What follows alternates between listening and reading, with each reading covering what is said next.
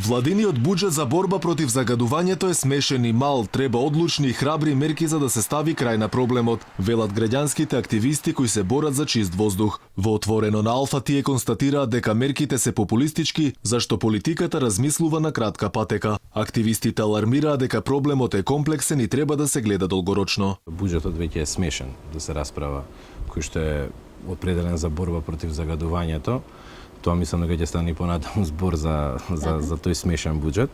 Меѓутоа проблемот е и не само да властите кои што сепак мислам дека популистички го гледаат проблемот и гледаат некои веднаш инстантни мерки кои што се само привидна шминка во поглед на комплексноста на проблемот. Треба многу повеќе работа на терен, треба многу поголем буџет, треба одлучни и храбри мерки. И треба многу поголем човечки капацитет да се ангажира за самото решавање со загадувањето. Од граѓанските здруженија сметаат дека во главниот град премногу се гради, а не се гледаат ниту конкретни решенија како што е миење на улиците што беше пракса порано. Потсетуваат дека исто така проблем е тоа што нема реален попис колку оваа котлина може да издржи население и прашање е дали инфраструктурата ќе го издржи тоа. Во борбата треба да предначат државните институции. Треба да покажат со пример дека се спремни да се соочат со овој проблем, значи да го стават стварно на приоритет како што заслужува, да законите кои се потребни, што сега им ги држат врзани рацете за да постапуваат по некои работи, треба да имаат приоритет во нивна промена или донесување на одредени закони кои фалат. И тука се и граѓаните.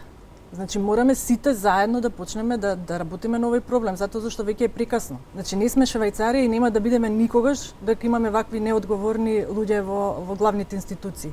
Ние како одва иницијатива веќе бараме оставка од овој министер, бидејќи до сега не се занимаваше со граѓаните. Во меѓувреме ветерот и дождот деновиве се единствениот спас на скопјани кои имаат привилегија да живеат во метропола која е во топ 10 најзагадени во светот, но и во тесна конкуренција за зелена престолнина. За граѓанските активисти амбицијата на Петре Шилегов Скопје да стане зелена престолнина била безмалку смешна. И додека за граѓанските здруженија е нејасно како може најзагадениот град да аплицира за зелена престолнина, скопскиот градоначалник е задоволен што е помината првата фаза на изборот. Паралелно со ова, граѓани преку Facebook повикуваат на бојкотирање на наставата во училиштата поради загадениот воздух. Повикуваме на бојкот од страна на учениците, студентите, родителите, но и професорите. Сметаме дека овој чекор е неопходен за конечно овој проблем да се разгледа сериозно. Стои во образложението на иницијативата објавено на социјалните мрежи, каде веќе има над 3000 заинтересирани. Од граѓанските здруженија во борба за чист воздух ја оправдуваат ваквата мерка